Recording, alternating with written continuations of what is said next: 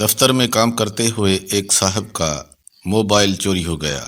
دن بھر کی مصروفیت کے بعد تھکے ہارے صاحب بہادر نے جو ہی گھر کی دہلیز پر قدم رکھا، اگلا منظر دیکھ کر چونکے بنا نہ رہ سکے۔ گھر میں ساس اور سسر اپنی بیٹی کا سامان پیک کیے ان کے منتظر تھے۔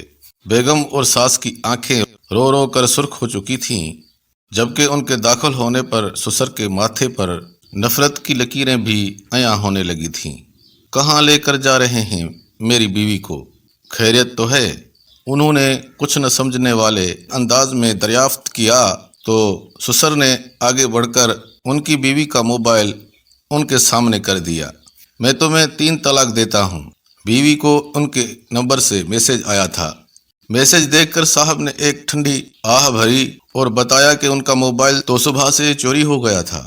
انہوں نے اپنی جیبیں الٹ کر سب کو یقین دلایا تو ان کی بیگم اپنی ماں سے لپٹ کر رونے لگیں اور سسر صاحب نے اپنی ٹرانگیں بیٹھے بیٹھے دراز کر لی۔ لیکن چور نے میری بیوی کو طلاق کا میسج کیوں کیا؟ الجھن کے مارے انہوں نے اپنا نمبر ڈائل کیا تو چور نے فوراً اٹھایا۔ صاحب چھوٹتے ہی پھٹ پڑے۔ کمینے انسان، فون چرایا سو چرایا، میری بیوی کو طلاق دینے کا حق تمہیں کس نے دیا ہے؟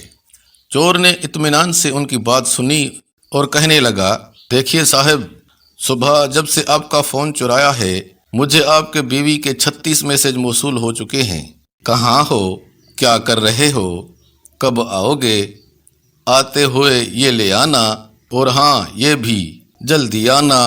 دیکھو فلاں چیز ختم ہو گئی ہے۔